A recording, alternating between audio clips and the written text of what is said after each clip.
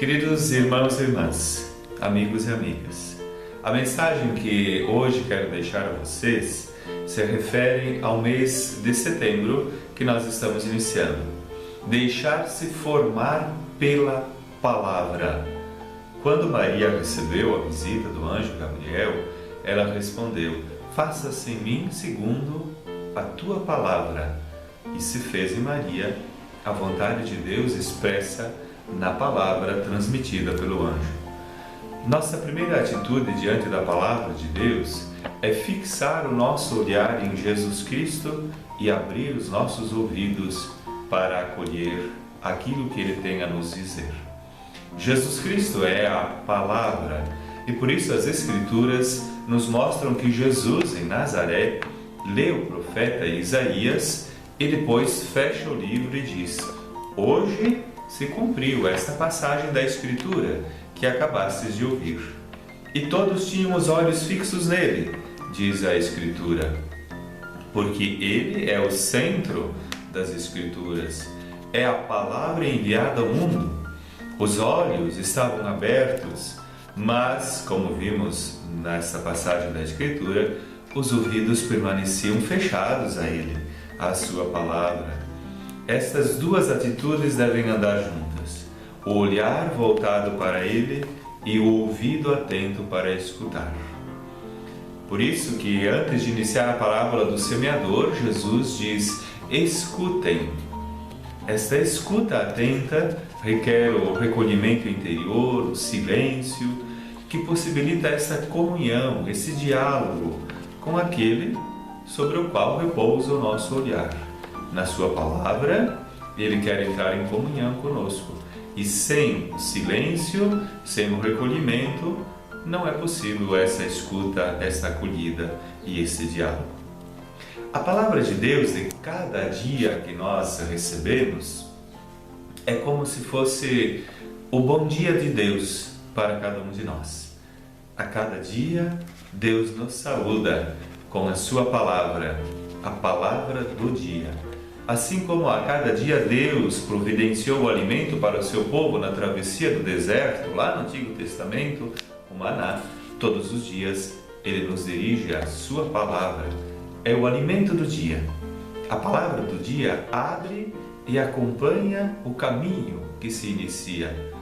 E é o ponto de referência de cada dia de nossa vida. Iniciamos o dia dizendo como o profeta Isaías: cada manhã o Senhor desperta o meu ouvido para que eu o escute como discípulo. Ela é cotidiana e deve ser o primeiro diálogo do dia com Deus. É a palavra que abre a jornada e precede todos os outros compromissos, a agenda, as preocupações, os pensamentos que fazem parte do nosso caminhar, da nossa vida, do nosso dia.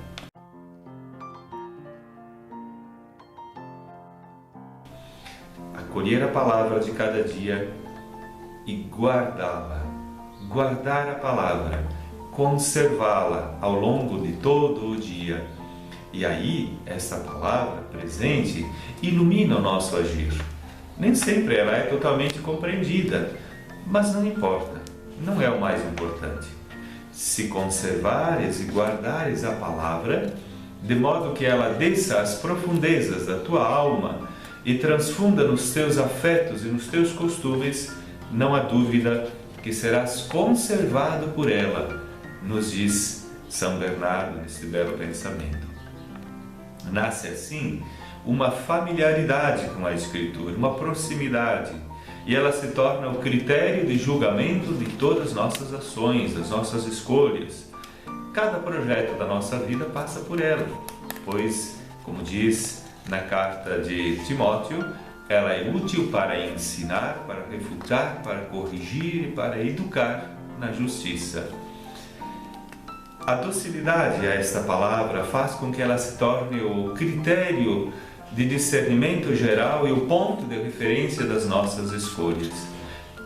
Em última instância, se trata de apostar na palavra, assim como fez Maria, assim como fez Pedro, naquele dia no lago, quando Jesus o chama, pede que ele lance a rede, E nós poderíamos imaginar o pensamento de Pedro mais ou menos assim: Senhor, eu faço essa escolha apoiando-me na Tua Palavra, não por uma lógica humana que poderia levar-me nessa direção, mas porque me parece que é isto que Tu me pedes, a Tua Palavra, e eu confio nela.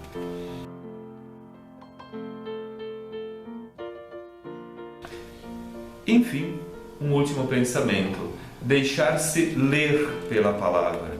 Não somos só nós que lemos a Palavra, é a Palavra que nos lê.